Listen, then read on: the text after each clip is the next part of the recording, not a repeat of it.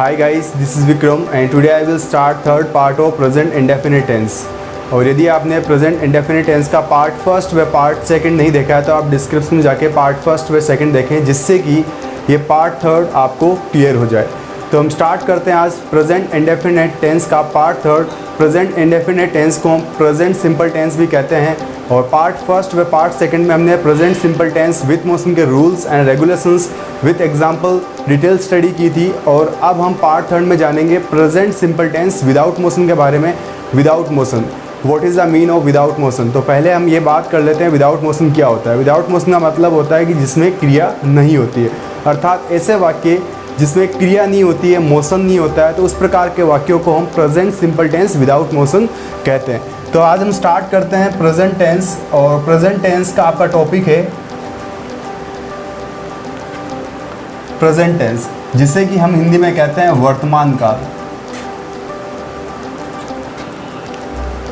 और present tense का part first का बी पार्ट हम पढ़ेंगे present simple tense without motion. Part first के एक के बारे में हमने प्रेजेंट इंडेफिनिट टेंस के पार्ट फर्स्ट व सेकंड में पढ़ लिया है, और आप ज़रूर इस वीडियो को देखें ताकि ये जो पार्ट थर्ड है आपको क्लियर हो। तो आज हम पढ़ेंगे प्रेजेंट सिंपल टेंस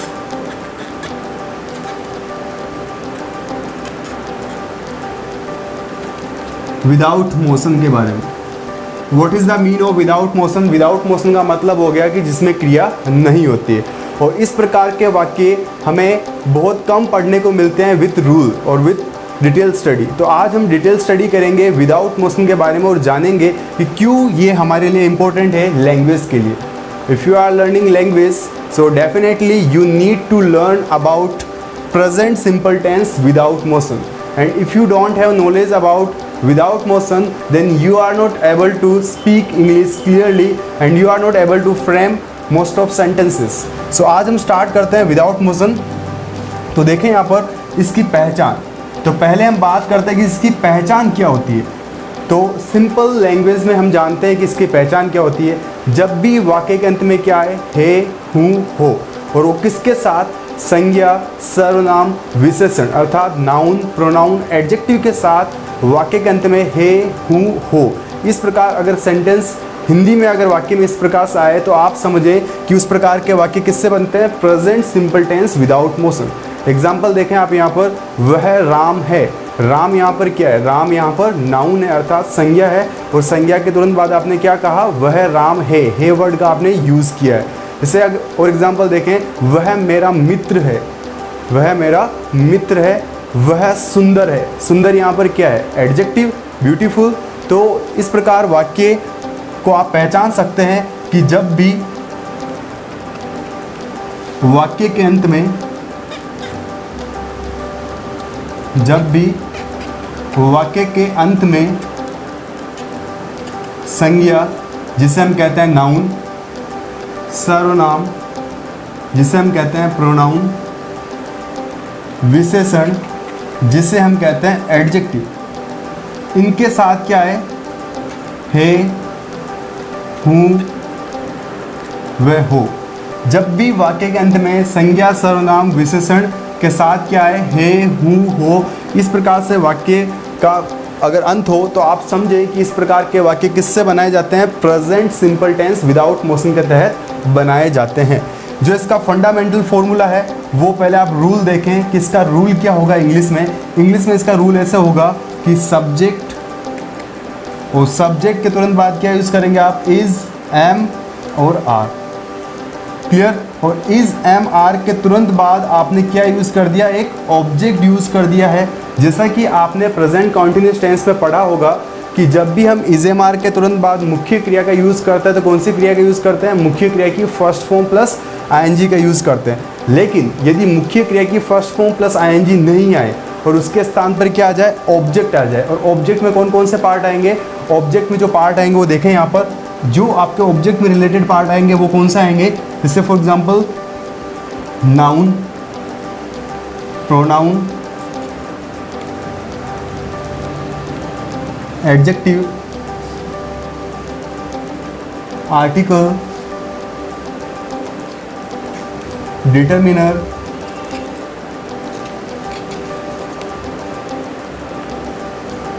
प्रेपोजिशन,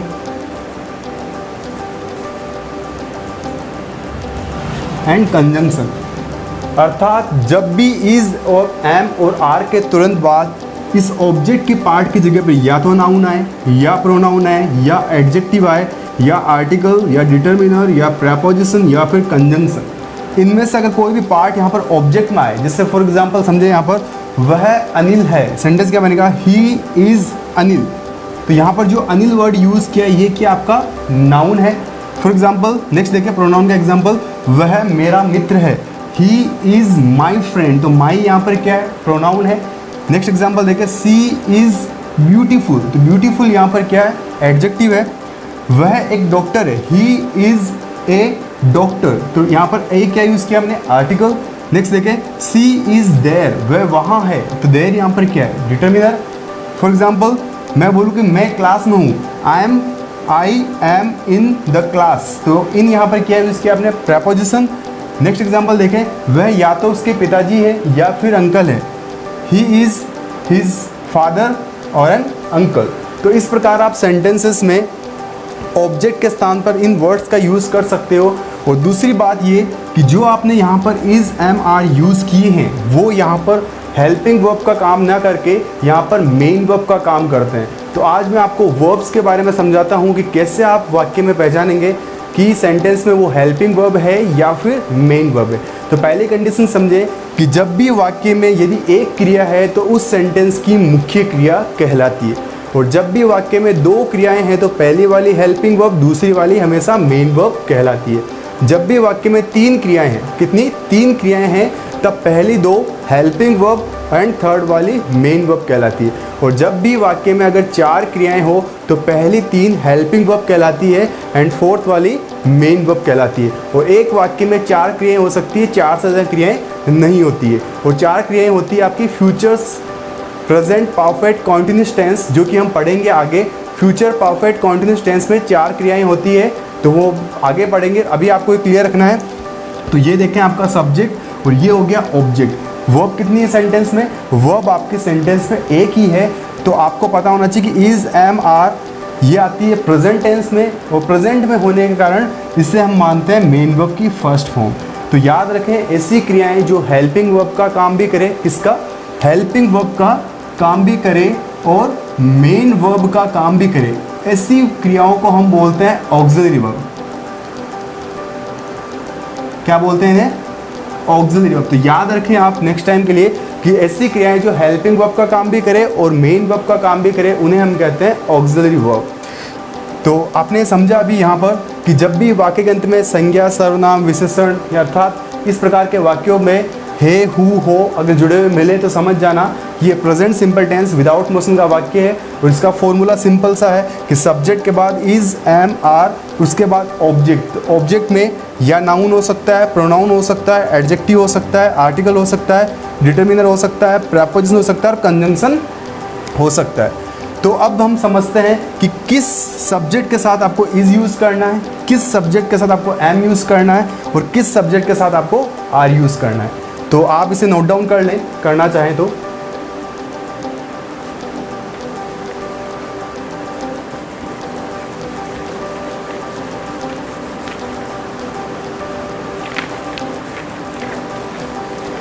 तो अब हम समझते हैं कि किस सब्जेक्ट के साथ हम इज़ यूज़ करते हैं, किस सब्जेक्ट के साथ हम एम यूज़ करते हैं और किस सब्जेक्ट के साथ हम आर यूज़ करेंगे। तो सिंपल है, आपको याद रखना है कि जब भी आपका ही आए, सी आए, इट आए या फिर सिंगुलर नाउन, क्या आपका सिंगुलर नाउन, तब हमेशा आपको क्या यूज़ करना है, इज़ यूज़ करना है। क्लियर। जब आपका आई हो सब्जेक्ट तब आपको एम यूज़ करना है। जब आपका सब्जेक्ट वी हो, यू हो, दे हो, वह प्लूरल नाउन, क्या हो आपका प्लूरल नाउन मतलब बहुवचन संज्ञा, तब आपको क्या यूज़ करना है, यहाँ पर आर यूज़ करना है। क्लियर। तो आप इसे नोट डाउन कर सकते हैं कि जब भी आपका ही आए, सी आए, इट आए, सिंगुलर नाउन आए तब इज़ यूज़ करें।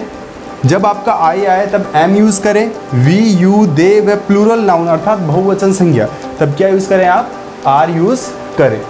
तो अब हम समझते हैं कि हम एक लैंग्वेज पढ़ने जा रहे हैं। तो लास्ट वीडियो लेक्चर में हमने जाना था कि केवल 4 सेंटेंस पॉजिटिव, नेगेटिव, इंट्रोगेटिव या इंट्रोनेगेटिव, केवल 4 सेंटेंस जान लेने से हम एक लैंग्वेज नहीं सीख पाते हैं। लैंग्वेज सीखने के लिए हमें उन सेंटेंसेस के बारे में पता होना चाहिए और उन सेंटेंसेस के सब्जेक्ट या ऑब्जेक्ट पर जोर या दबाव अर्थात एम्फेसाइज करते हुए बोलने की ज़रूरत पड़े तो हम सेंटेंस को कैसे एम्फेसाइज करेंगे, कैसे उस पर जोर या दबाव डालते हुए बोलेंगे, तो ये सारे रूल्स भी हमें पता होना चाहिए। तो विदाउट मोशन में भी हमें जब भी सब्जेक्ट या ऑब्जेक्ट पर जोर या दबाव डालते हुए बोलने की ज़रूरत पड़े तो यहाँ पर हम ओनली शब्द से स्ट्रेस लगा के सेंटेंस को फ्रेम करेंगे। और दूसरी बात कि यहाँ पर हमने डू और डज का यूज़ नहीं किया है तो यहाँ पर डू और डज का स्ट्रेस नहीं लगेगा। सिंपल याद रखें, डू और डज का स्ट्रेस केवल present simple tense with motion के वाक्यों में लगता है।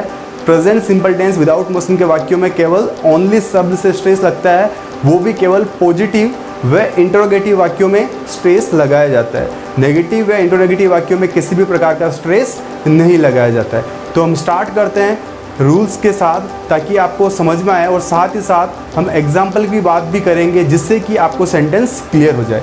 तो अब हम स्टार्ट करते हैं rules present simple tense without motion के और साथ ही साथ हम जानेंगे एग्जाम्पल्स के बारे में भी जहाँ से आपको सेंटेंस क्लियर होंगे। तो यहाँ ध्यान दें, पहला हम सेंटेंस पढ़ रहे हैं पॉजिटिव का। किसका? पॉजिटिव का नंबर फर्स्ट। तो पहले हम रूल के बारे में जान लेते हैं। जब आपका सब्जेक्ट हो, क्या हो आपका सब्जेक्ट, और लास्ट अभी हमने जस्ट देखा था कि जब भी ही सी इट सिंगल नेम आए तो इज यूज़ करेंगे, आई आए तब एम यूज़ करेंगे, वी यू दे व प्लूरल नाउन आया तो हम क्या यूज़ करेंगे? आर यूज़ करेंगे। तो ये आपका सिंपल सा फॉर्मूला है कि इज एम आर। इसके तुरंत बाद क्या यूज़ करेंगे आप?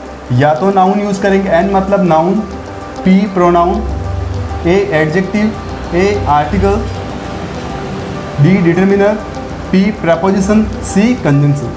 अब आपको मैं एक बात बता दूं कि जब भी आपका कंजंक्शन आए तो कंजंक्शन में किसी भी प्रकार का स्ट्रेस नहीं लगाया जाता है।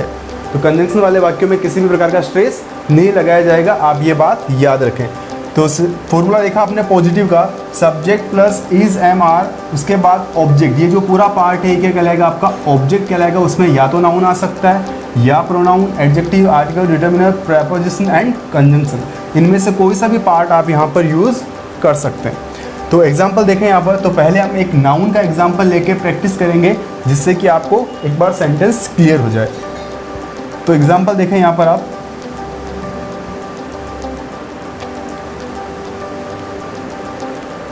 वे मित्र हैं। तो यहाँ देखें वे मित्र हैं, इसकी पहचान देखिए पहले तो आप। मित्र यहाँ पर क्या है? फ्रेंड।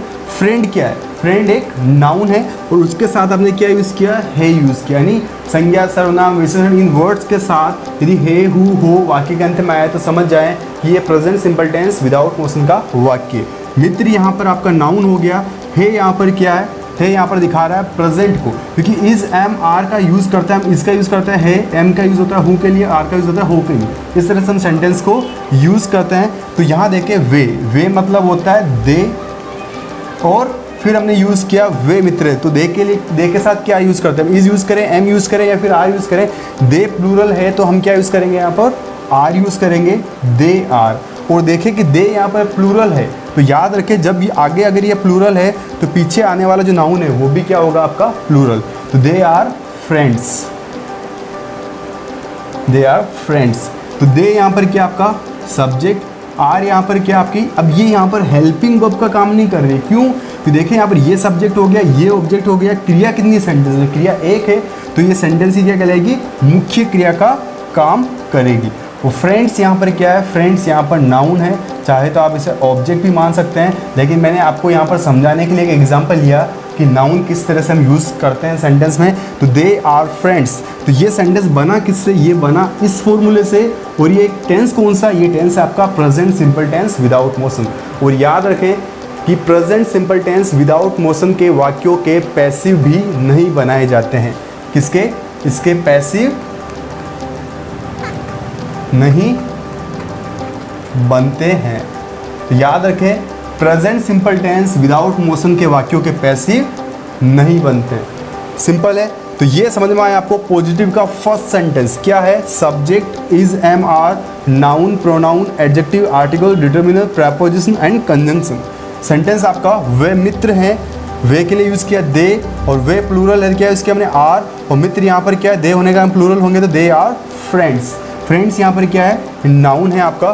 तो ये अभी समझा हमने केवल पॉजिटिव का फर्स्ट सेंटेंस। और अब हम जानेंगे कि जब भी हमें सेंटेंस में सब्जेक्ट या ऑब्जेक्ट पर जोर अर्थात एम्फेसाइज करते हुए बोलने की ज़रूरत पड़े तो हम सब्जेक्ट व ऑब्जेक्ट के ऊपर स्ट्रेस लगाते हुए बोल सकते हैं। और स्ट्रेस किसका लगाएंगे हम, ओनली शब्द से वहाँ पर स्ट्रेस लगाएंगे। तो यहाँ देखिए अब रूल समझे पहले, रूल नंबर सेकंड। और रूल नंबर सेकंड किसका होगा, वो पॉजिटिव का ही। रूल नंबर सेकंड हम यूज़ करेंगे केवल रूल नंबर सेकंड। तो रूल नंबर सेकंड देखें और ज़रूरत क्यों होती है ये भी समझेंगे। सब्जेक्ट प्लस ओनली, ओनली के बाद क्या यूज़ करेंगे हम, इज़ एम आर, और उसके बाद क्या यूज़ करेंगे हम, वही simple noun pronoun adjective article determiner preposition. और आपको बताया जस्ट मैंने कि कंजंक्शन वाले वाक्यों में किसी प्रकार का स्ट्रेस नहीं लगाया जाता है, तो हम उसको ऐड नहीं करेंगे। इज़ एम आर यहाँ पर क्या है, इकलौती क्रिया है, तो क्या कहलाएगी, मुख्य क्रिया। और ये आपका ऑब्जेक्ट, ये आपका सब्जेक्ट है। ओनली यहाँ पर क्या है, स्ट्रेस है। ज़रूरत क्यों होती है, सुनना ध्यान से। मैंने अभी सेंटेंस लिखा था कि वे मित्र हैं। मैंने अपने एक फ्रेंड को बोला कि वे मित्र हैं, तो मेरे फ्रेंड ने बोला कि वे मित्र नहीं है, उनके पास जो 4 या 5 बंदे खड़े हैं वे मित्र हैं। अर्थात उसने उस सब्जेक्ट को रिमूव करके दूसरे सब्जेक्ट के ऊपर फोकस करवाया। तो मुझे अपनी बात साबित करनी, अर्थात मुझे अपनी कही गई बात पर क्या करना है, जोर या दबाव डालते हुए बोलना पड़े। और मुझे ज़रूरत कहाँ पड़ रही है, एक सब्जेक्ट के ऊपर। तो मैं यहाँ पर सेंटेंस कैसे बोलूँगा, वे ही मित्र हैं। क्या बना सेंटेंस, यहाँ पर ध्यान दें, बड़े ध्यानपूर्वक पढ़ने की कोशिश करें, डेफिनेटली ये आपका क्लियर हो जाएगा। तो सेंटेंस है आपका वे ही मित्र हैं, वे ही मित्र हैं। तो वे के लिए हमने क्या यूज़ किया, यहाँ पर दे, फॉर्मूला देखते जाए। यहाँ पर सब्जेक्ट में क्या यूज़ कर दिया हमने, दे। फिर यहाँ पर क्या यूज़ किया हमने, ओनली। ओनली क्यों यूज़ किया, देखो जब भी आपको ज़रूरत हो तभी आप इस तरह से सेंटेंस में सब्जेक्ट के ऊपर क्या लगा सकते हैं, स्ट्रेस लगा के सेंटेंस को फ्रेम कर सकते हैं। तो क्लियर रखें कि आपको डायरेक्टली नहीं बोलना है, जब आपको ज़रूरत हो, क्योंकि लैंग्वेज सीखने जा रहे हो। लैंग्वेज में हमें हर प्रकार के सेंटेंस जो हिंदी में बोलते हैं वो इंग्लिश में बोलना आना चाहिए। तो सेंटेंस क्या माना, दे ओनली, फिर दे के साथ क्या यूज़ करेंगे, are, they only are friends, they only are friends. They यहाँ पर क्या आपका सब्जेक्ट है, ओनली यहाँ पर क्या आपका स्ट्रेस है, आर यहाँ पर क्या है मेन वर्ब की फर्स्ट फॉर्म, एंड फ्रेंड्स यहाँ पर क्या आपका नाउन है, अर्थात इसे हम ऑब्जेक्ट भी कह सकते हैं। तो क्लियर है, वे ही मित्र हैं। मैंने बोला वे मित्र हैं, फ्रेंड, मेरे फ्रेंड ने मना कर दिया कि वे मित्र नहीं है, वे मित्र हैं। अर्थात उसने उस सब्जेक्ट को रिमूव करके दूसरे सब्जेक्ट के ऊपर फोकस करवाया। और मुझे अपनी बात साबित करनी है कि वे ही मित्र हैं। क्या बोला मैंने, वे ही मित्र हैं। तो सेंटेंस क्या बनेगा, they only are friends. They यहाँ पर सब्जेक्ट है, ओनली यहाँ पर स्ट्रेस है, are main verb, and friends यहाँ पर क्या है आपका नाउन है। तो ये समझ में आया आपको रूल नंबर सेकंड। क्लियर रखें इस रूल को। और अभी भी आपको दिक्कत है तो दोबारा आप वीडियो को रिपीट देखें, जिससे कि कन्फ्यूजन आपका रिमूव हो जाएगा। तो याद रखें इसे। अब बात करते हैं रूल नंबर थर्ड की। और रूल नंबर थर्ड में हम जानेंगे कि जब भी हमें ऑब्जेक्ट के ऊपर स्ट्रेस लगाते हुए बोलने की ज़रूरत पड़े, अर्थात ये आपका पार्ट किया आपका ऑब्जेक्ट का। तो जब भी आपको ऑब्जेक्ट के ऊपर स्ट्रेस लगाते हुए बोलने की ज़रूरत पड़े तो अब हम सेंटेंस को कैसे फ्रेम करेंगे। तो यहाँ पर आप पहले रूल्स को समझें, उसके बाद हम बात करेंगे एग्जाम्पल की। तो रूल देखें पहले आप कि जब भी आपको ऑब्जेक्ट पर स्ट्रेस लगाते हुए बोलने की ज़रूरत पड़े, तो ये रूल नंबर कौन सा, ये अभी हम पॉजिटिव के सेंटेंस की ही बात कर रहे हैं। ये पॉजिटिव का rule number third, subject plus is am are. Already बात कर ली, ही सीट के साथ इज़, आई के साथ एम, और वी यू दे के साथ क्या यूज़ करेंगे, आर यूज़ करेंगे, प्लस उसके बाद क्या यूज़ कर दिया हमने, noun pronoun adjective article determiner preposition and preposition. उसके बाद क्या यूज़ करेंगे हम यहाँ पर, ओनली शब्द से स्ट्रेस का यूज़ करेंगे। ज़रूरत क्यों होती है, तो पहले ध्यान से समझें यहाँ पर कि फॉर एग्जांपल मैंने बोला कि वे मित्र हैं, तो मेरे साथ खड़े हुए एक बंदे ने बोला कि वे मित्र नहीं है, वे दुश्मन हैं। अर्थात उसने वहाँ पर ऑब्जेक्ट को चेंज कर दिया। देखें यहाँ पर ऑब्जेक्ट क्या था आपका, मैंने बोला यहाँ पर वे मित्र हैं, मैंने सेंटेंस बोला वे मित्र हैं, मेरे फ्रेंड ने मना कर दिया कि वे मित्र नहीं है, वे दुश्मन है, और मुझे पता है कि वे दुश्मन नहीं है, वे मित्र ही है, अर्थात मुझे अपनी बात साबित करनी है, तो डेफिनेटली मुझे ज़रूरत होगी।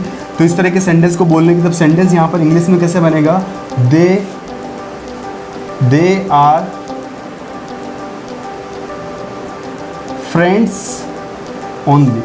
तो यहाँ पर आपने देखा दे यहाँ पर क्या है, सब्जेक्ट, आर यहाँ पर मेन वर्ब, फ्रेंड्स यहाँ पर क्या नाउन है और ये आपका ऑब्जेक्ट भी है, और ओनली यहाँ पर क्या आपका स्ट्रेस है। तो ऐसे हमने यहाँ पर ओनली शब्द का क्या लगाया, स्ट्रेस लगाया। सेंटेंस क्या बना, वे मित्र ही है। सेंटेंस क्या बना, दे आर फ्रेंड्स ओनली। तो इस तरह से हमने जब भी ऑब्जेक्ट के ऊपर स्ट्रेस लगाते हुए बोलने की ज़रूरत पड़े, तब हम वहाँ पर क्या लगा सकते हैं, ओनली शब्द से स्ट्रेस ऑब्जेक्ट के ऊपर लगा सकते हैं। दोबारा समझे इसे ध्यान से, देखो पहले रूल समझे कि subject plus is am are, noun, pronoun, adjective, article, determiner, preposition, ये आपका क्या है, ये आपका ऑब्जेक्ट है, और ऑब्जेक्ट के बाद ओनली यहाँ पर क्या लगाया आपने, स्ट्रेस। क्यों लगाया, तो समझे इसे दोबारा।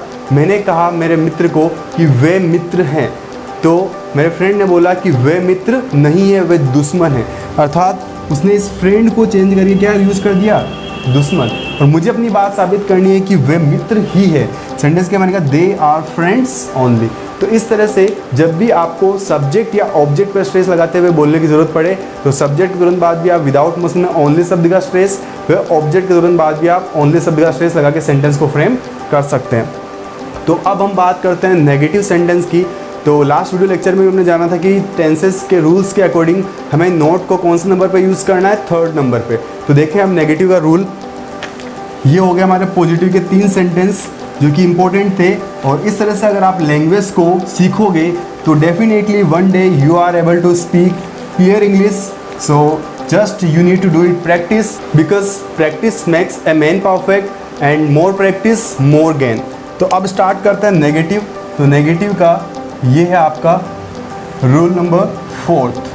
थर्ड 3 रूल हमने पढ़े पॉजिटिव के अंदर, और अब हम पढ़ेंगे नेगेटिव का रूल नंबर 4।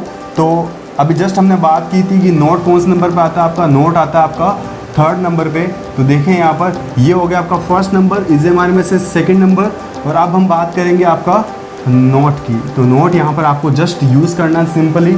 सेंटेंस कैसे बनेगा, ही सी इट के साथ इज यूज़ करें फिर नोट, आई के साथ एम यूज़ करें फिर not, and we you they के साथ आई यूज़ करें फिर क्या यूज़ करना है आपको, नोट। तो उसके तुरंत बाद क्या यूज़ करेंगे आप, noun, pronoun, adjective, article, determiner, preposition. तो इस तरह से आप सेंटेंस को फ्रेम कर सकते हैं। तो अब हम बात करते हैं कि नेगेटिव सेंटेंस कैसे बनते हैं। जैसे उसी एग्जांपल को लेके प्रैक्टिस करते हैं। वे मित्र नहीं है, कभी आपको बोलना पड़े कि वे मित्र नहीं है, तो नेगेटिव वर्ड आपने जैसे ऐड कर दिया, सेंटेंस क्या बनेगा, they are not friends, they are not friends. They यहाँ पर क्या है, सब्जेक्ट, ये आपकी मेन वर्ब ही कहलाएगी, ये आपने नॉट यूज़ किया है, और फ्रेंड्स यहाँ पर क्या आपका नाउन है, अर्थात ये आपका ऑब्जेक्ट भी मान सकते हैं।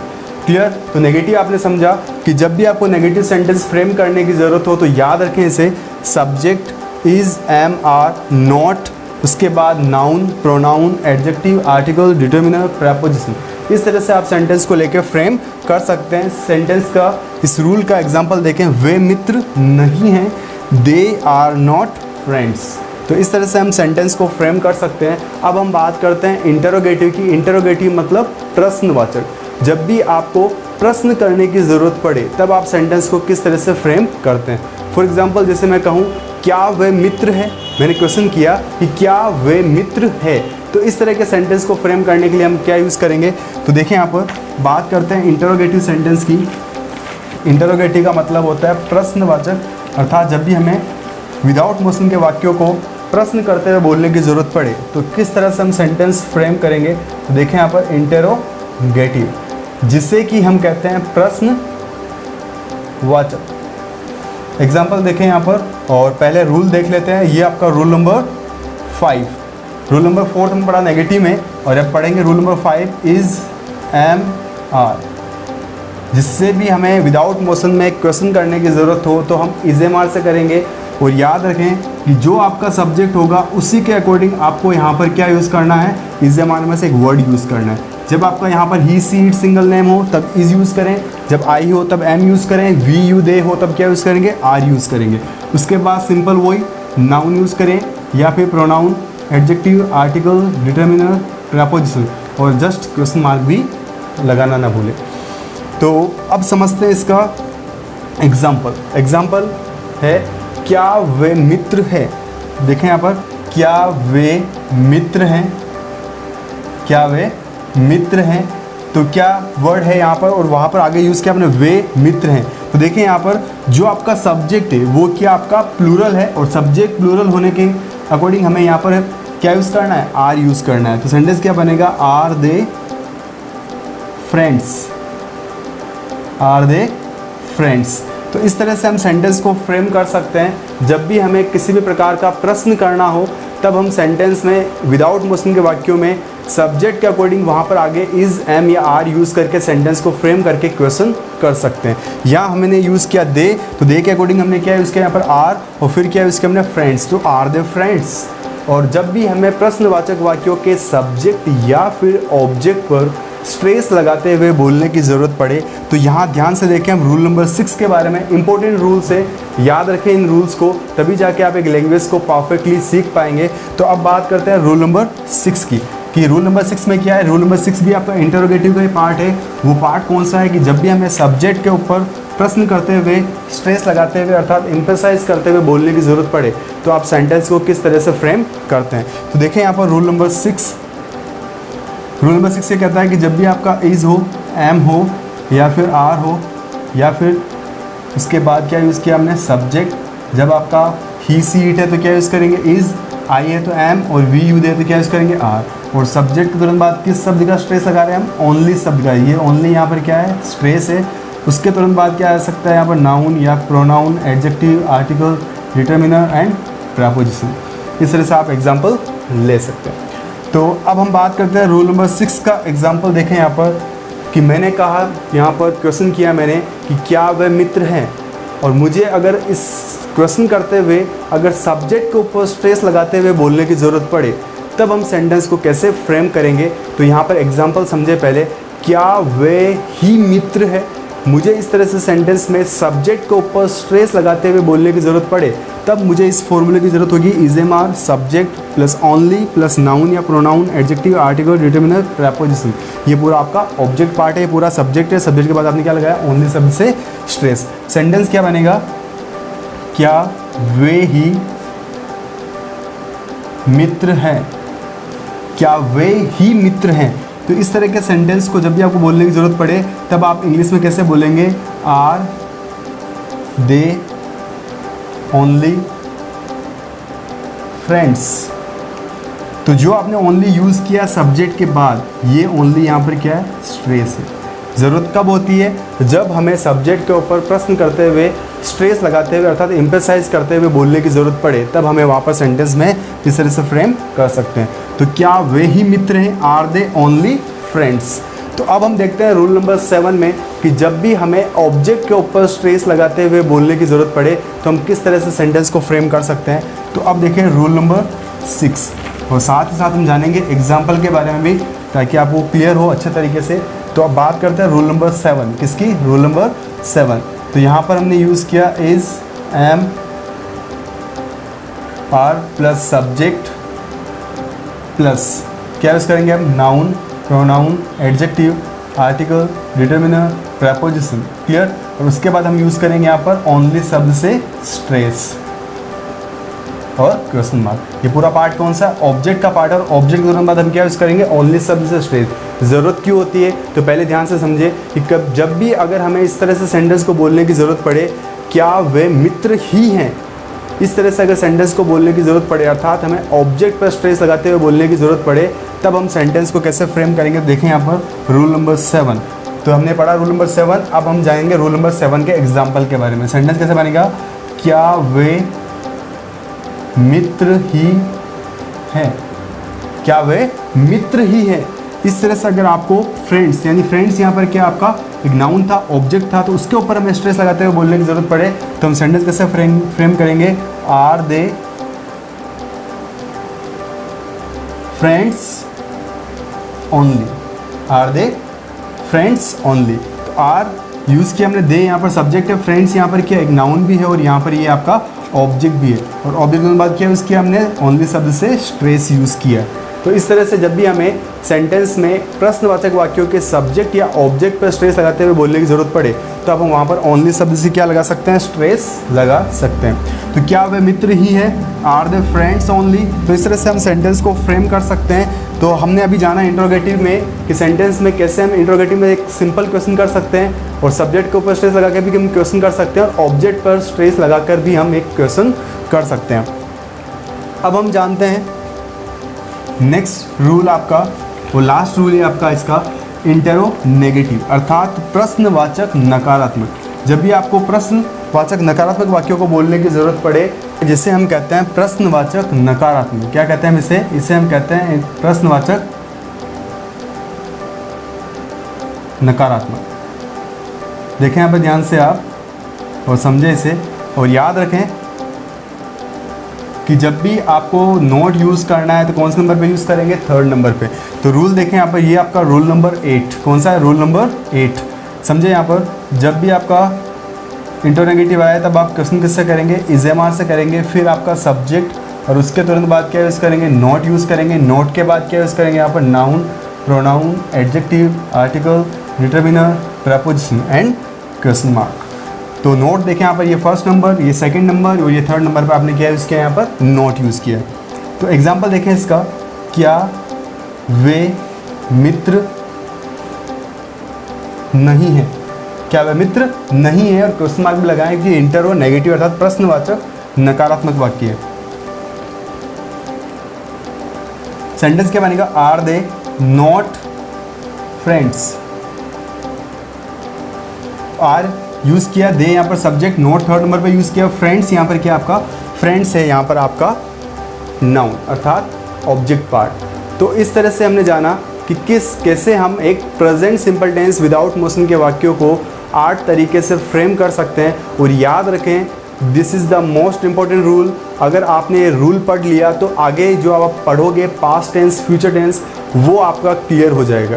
तो याद रखें कि जितनी बार आप इन वीडियोस को देखेंगे, जितनी बार आप इसका रिवीजन करेंगे, उतनी ही आप उन चीज़ों को क्या करेंगे, परफेक्टली सीख पाएंगे। तो याद रखें, आपको 20 से 25 रिवीजन करने हैं, तब जाके आप इस लैंग्वेज को परफेक्टली सीख पाएंगे। आप ये ना सोचें कि एक बार वीडियो देखने से समझ में आ गया, मुझे इतना ही काफ़ी है, समझ में आ गया इतना काफ़ी है। लेकिन जब आपको लैंग्वेज बोलने की ज़रूरत होगी तब आपको सेंटेंसेस माइंड में डायरेक्टली ही इंग्लिश में बनने चाहिए और डायरेक्टली आपको वहाँ पर बोलना पड़ेगा। तब आपको ज़रूरत होगी सेंटेंसेस को डायरेक्टली स्पोकन में बोलने की, तब आप वहाँ पर बोल नहीं पाएंगे। इसलिए मैं आपको कहता हूँ कि जब भी आप वीडियोस को देखें तो पूरा परफेक्टली देखें, और आप इन वीडियोस को कम से कम 20 से 25 बार रोज़ रिवाइज़ करें, जिससे कि क्या होगा कि आपका जो रिवीजन होगा वो परफेक्ट होगा, और जो भी आप एक लैंग्वेज सीखेंगे वो आपकी वहाँ पर परफेक्ट होगी। तो हम बात करते हैं कि जो हमने अभी रूल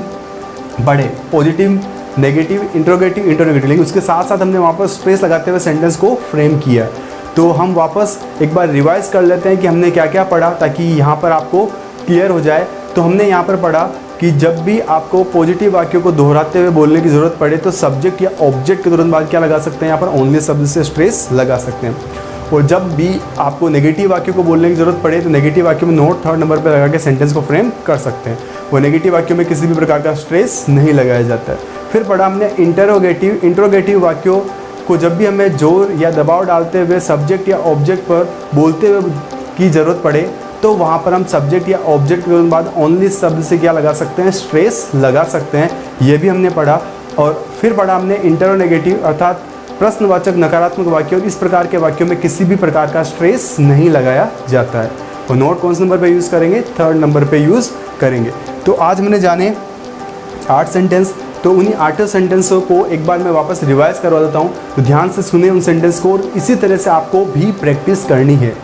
तो समझे यहाँ पर, वे मित्र हैं, दे आर फ्रेंड्स, वे ही मित्र हैं, दे ओनली आर फ्रेंड्स, वे मित्र ही हैं, दे आर फ्रेंड्स ओनली, वे मित्र नहीं हैं, दे आर नॉट फ्रेंड्स, क्या वे मित्र हैं, आर दे फ्रेंड्स, क्या वे ही मित्र हैं, आर दे ओनली फ्रेंड्स, क्या वे मित्र ही हैं, आर दे फ्रेंड्स ओनली, क्या वे मित्र नहीं है, आर दे नॉट फ्रेंड्स। तो इस तरह से आपको एक सेंटेंस को लेके उसको आर्टी तरीके से फ्रेम करना है और फिर उसको बोलने की प्रैक्टिस करनी है। तो ये था आपका एग्जाम्पल नाउन के बारे में, और हमने अभी जाना कि नाउन से हमने एक सेंटेंस से कैसे हमने 8 सेंटेंस बनाए और कैसे हमने लैंग्वेज को यहाँ पर बूस्टअप किया।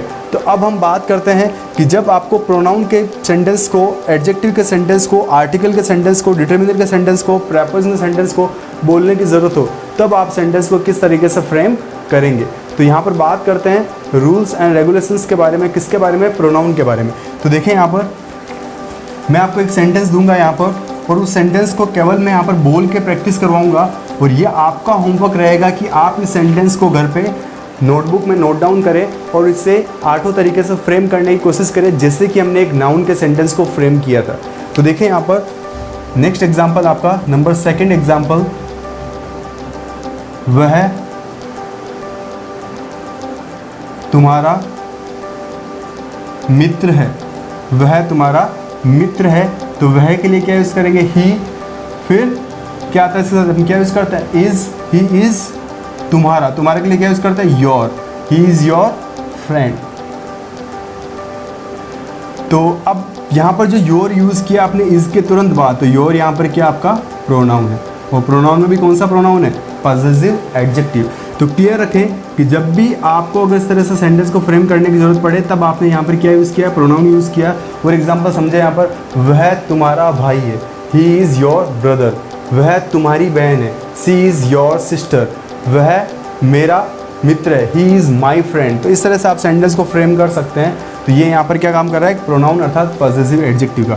तो आपको इस सेंटेंस के 10 सेंटेंस फ्रेम करने हैं। मैं यहाँ पर बोल के प्रैक्टिस करवा रहा हूँ आपको एक लिख के प्रैक्टिस करनी है, जिससे कि सेंटेंस आपका क्लियर हो जाए। तो इसका सेकंड सेंटेंस क्या बनेगा? ये पॉजिटिव का फर्स्ट सेंटेंस है। सेकंड बनेगा, जब भी आपको सब्जेक्ट पर स्ट्रेस लगाते हुए बोलने की ज़रूरत पड़े, तो वह ही तुम्हारा मित्र है। सेंटेंस क्या बनेगा? He only is your friend. Clear? और यहाँ पर फ्रेंड क्यों यूज़ किया? क्योंकि यहाँ पर मित्र केवल एक की बात कर रहे हैं, इसलिए। क्लियर? अब बात करते हैं कि जब भी आपको ऑब्जेक्ट के ऊपर स्ट्रेस लगाते हुए बोलने की जरूरत पड़े, सेंटेंस कैसे बनेगा? वह तुम्हारा मित्र ही है। ऑब्जेक्ट क्या आपका? ये पूरा पार्ट ऑब्जेक्ट का है, तो यहाँ पर जरूरत पड़ेगी तब सेंटेंस में ओनली कहाँ लगाएंगे? ऑब्जेक्ट के बाद सेंटेंस क्या बनेगा? He is your friend only. Negative sentence देखें यहाँ पर, नेगेटिव कैसे बनेगा? वह तुम्हारा मित्र नहीं है, he is not your friend. फिर इंटरोगेटिव सेंटेंस क्या बनेगा? क्या वह तुम्हारा मित्र है? Is he your friend. फिर इंटरोगेटिव का सब्जेक्ट को ऊपर स्ट्रेस लगाते हुए बोलने की जरूरत पड़े, सेंटेंस कैसे बनेगा? क्या वह ही तुम्हारा मित्र है? Is he only your friend. फिर इंटरोगेटिव सेंटेंस को बोलने की जरूरत पड़ेगी, लेकिन उससे पहले हम जान लेते हैं कि इसमें इंटरोगेटिव वाक्यों में ऑब्जेक्ट पर स्ट्रेस कैसे लगाते हैं। तो क्या वह तुम्हारा मित्र ही है? सेंटेंस कैसे बनेगा? He is your friend only.